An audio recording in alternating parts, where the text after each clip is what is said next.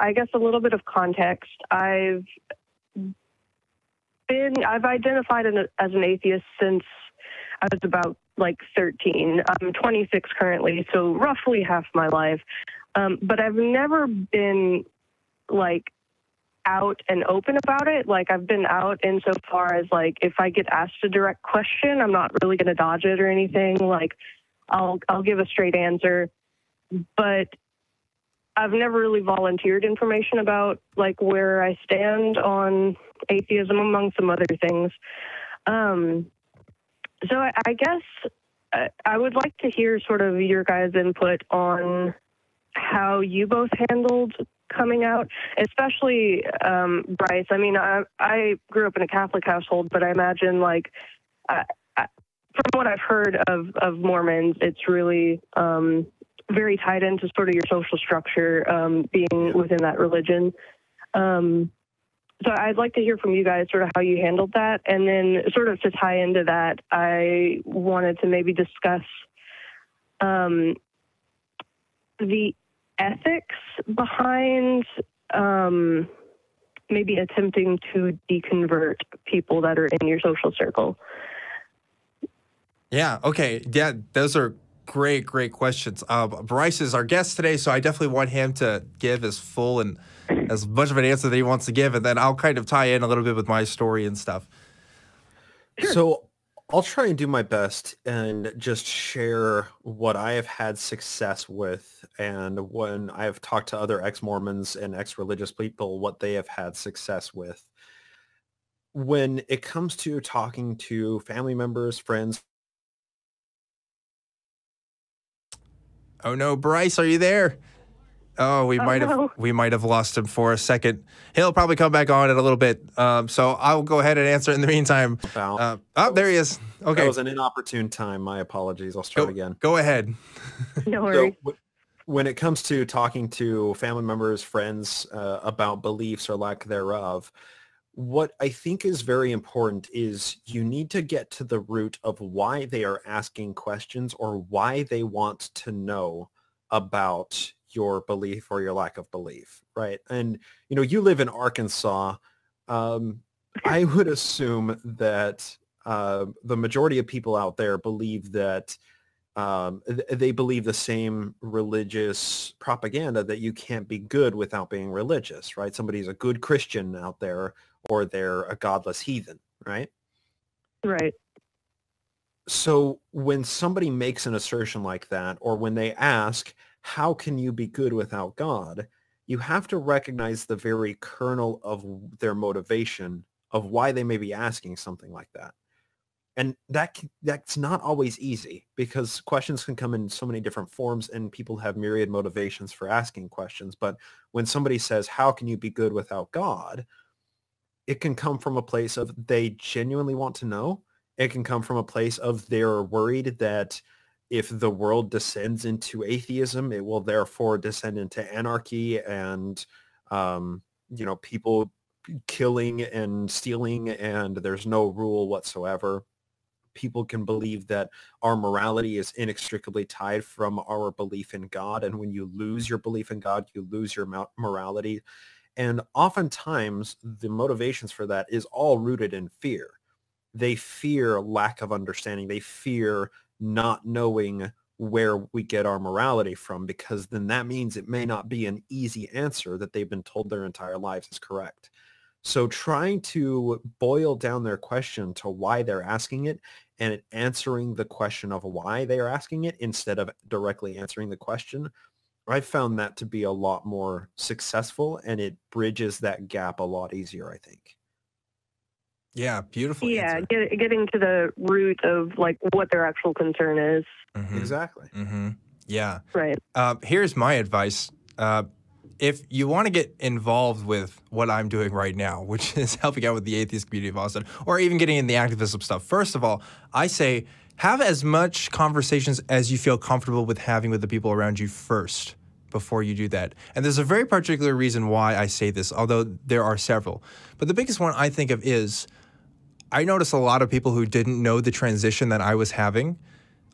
kind of thought, whoa, this guy had a sudden change and this was like really crazy. And now he's this super radical atheist guy who's doing all this stuff. And I think that reinforces his stereotype that a lot of people have about the atheist community. Right.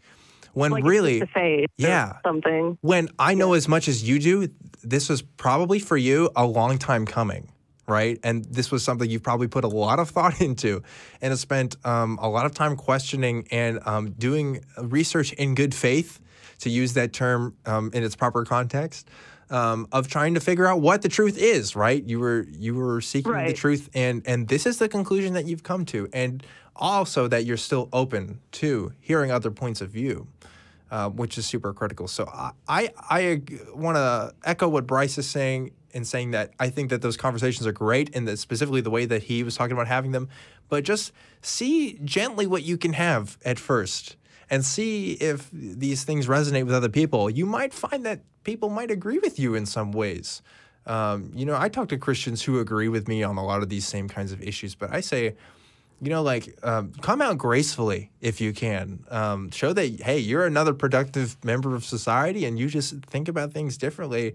Because if you come out the wrong way and you make these big statements without talking with people who you're already with in community and stuff, that can affect people in ways that you might not expect, if that makes sense.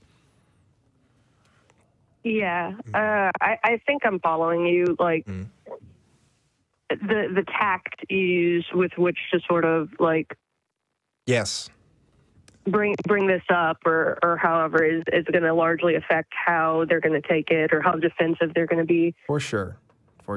And by the way, it shouldn't be your responsibility. It really shouldn't. But unfortunately, we do live in a world that doesn't necessarily like who we are or the conclusions that we've come to. And the biggest step in making that world better is having people like us out there in the open, having these conversations and just saying, hey, we're here, you know? Yeah, most definitely. Would you guys be able to speak to a little bit? I mean, I know you were both involved in sort of atheist activism as far as like with strangers or people in the community, but would you be able to speak a little bit to sort of the process of coming out as far as where it concerns your family? Yes, for sure. I'll go ahead and speak first, and then I'll let Bryce talk about it, because it's still an issue that affects me to this day, as far as the stuff that I do here at the ACA, okay? And that's not fun. Having those conversations. And the reason why I was telling you those advice earlier is because I made that mistake of kind of bottling it up inside and just kind of letting it all out. And it came this huge shock, almost a scandal to people. And I think, you know, the best way is to make sure that your interests are protected first, that you're in a safe place, that you feel comfortable talking about it. Of course, you'll never feel completely comfortable talking about it, right? But at least you're in a place where it's not going to threaten your safety. And then the next thing I would say is, you know, and whether or not you want to actually tell people is also a decision that you have to make. I have a really good relationship with my parents, and so I wanted them to know where I was at. You know, maybe that's not the best case for you and where you're at. I don't know. You sound closer to my age, and so maybe like right now, if your parents are like financially supporting you and stuff, and that becomes more of a risk, maybe it's not the best time. There's a saying that goes around that says, tell it to your parents over a dinner that you bought, you know, so that you're kind of out of the house and you already have your own resources and stuff. But otherwise, you know, it's very, very contextual. I don't know what your situation is like, so I can't speak to every single person, but you know, I would say just don't change anything about yourself when you're talking to people. You know, just try to be as calm and collected as you can be. And if maybe they start getting mad, maybe they start, you know, getting frustrated, that's for them to deal with. You know, that's not your problem. And don't change your beliefs or change the way you do things just to make them happy. You compromise if you want because they're family, right? But like, don't do it just because, you know, like you need to appease them and that's the end of the story, right? Because you're an autonomous human being too, and that has to account for that. And if they want to respect you as an adult, for sure, then you need to be able to lay the groundwork and say, hey, this is where I'm at right now. And being honest about that is better than, you know, not having that conversation at all, in my opinion. But some people disagree. I don't know. What do you think, Bryce?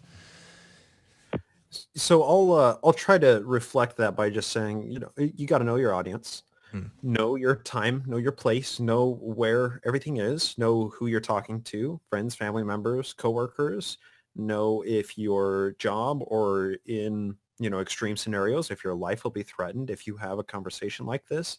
You know, it's like you said, Dan, it shouldn't be your responsibility, but largely because people are not going to go seek this information and probably have not had these conversations very frequently with people who are non-believers. The onus does kind of fall on you to be an emissary, an atheist emissary, for lack of better terms. Right. And in order to have those conversations, I think a great way to bridge the gap, or to knock down the barriers that can so often happen, and this is especially effective with family members, is, and it ties into what I was saying earlier, is get the believer talking about themselves and their own beliefs. Mm-hmm. And this entire show is constructed around the Socratic method and asking people pointed questions in order to get them to explain why they believe in what they believe.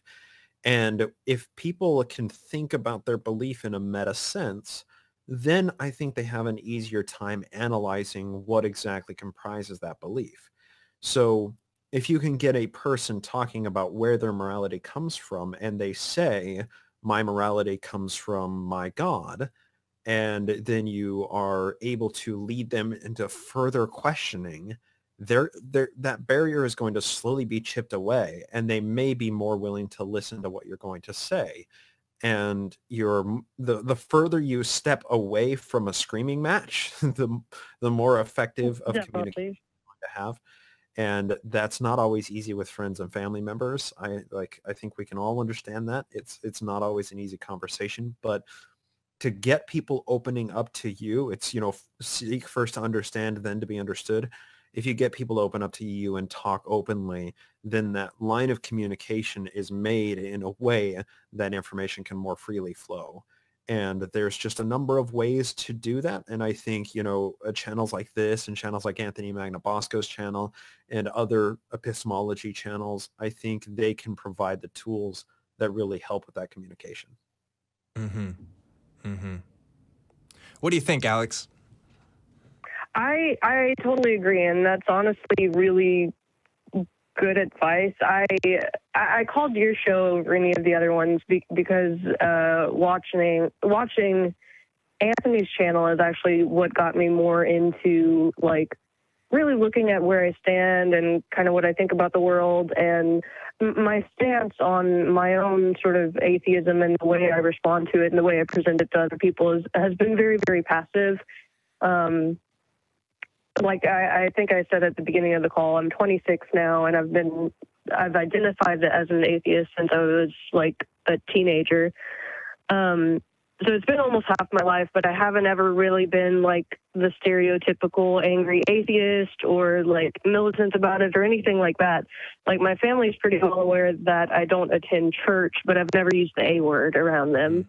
So it's, I feel like it's a long time coming, maybe to start gently broaching the subject. And again, in a way, I feel like I'm kind of walking a fine line between being considerate of their beliefs and being tactful and being passive, just not. Here's an interesting question I think you should ask yourself. Are they being considerate of your beliefs? No. Right. So are they showing you the same respect? And that's interesting because we don't really think of atheism as kind of a belief. Sometimes, there's a discussion about that. But you have a worldview, right? You do have certain beliefs about things. What you want to call that is something else. But it's there and it exists. And I think it has just as much of a right to be respected as your parents believe, if you ask me. And maybe if you frame the conversation that way, maybe you say, hey, this is the conclusions I've come to based on my experience, and I need you to respect that. You know, maybe that's an avenue for you to talk about it. I don't know. Yeah, most definitely. Yeah. Well, I'm so glad you got to call into the show. I really enjoy conversations like this, especially because it hits really close to home. I remember when I was first kind of coming out, I knew this Unitarian Universalist pastor. And I was like, hey, maybe you should come with me and have lunch with my parents sometimes. You can help me explain these conversations. And that ended up not happening. But I feel the same role now. I feel like, oh man, if you want me to come talk to your parents, I'll totally do it. Like 100%. I love this kind of stuff now because I'm now more comfortable in my own skin talking about it. And plus it's not my family, right? But that hits so hard. I know that feeling of you want to do what's best and you don't want to hurt them. You know, you don't, in my case, it was making sure my parents didn't know that they raised a failure or that they failed to raise me, you know, because I think that's a thing that's really common amongst parents, that they feel like that their kid's going on the wrong path and that, oh, if we could have done things differently, it wouldn't happen. But you and I both know that that's not the case, that if anything, where you're at now might just be inevitable, especially in the times that we're living in now. So, you know. Yeah, and I feel like sort of like the internal conflict at this point is I cannot say anything and things are going to remain peaceful, but it's never going to go past like a really superficial kind of relationship if we can't broach big subjects like that. Yeah, absolutely. And let me just also add that people inherently appreciate genuineness. Being genuine, being honest, and being confident has a magnetic effect. It doesn't matter who you are, how you look, what your age is. None of that matters if you are genuine, if you are honest, and if you are confident. And I think that those features alone, if you approach the subject not like, oh, well, I don't really want to talk about that. Like, I mean, I have had, I've been that way with a lot of my family members. If you just approach it, fully, take it head on and just say that this is what I believe, and let's talk about why I believe that. I think that can also go a long way to really show beyond just what you're saying that you're trying to approach this in a good faith way and to keep intact the relationship that you have with your family members. Yeah. And if it helps you, like 90% of the people that make content like Truth Wanted and what Bryce does have conflict with their families about their beliefs.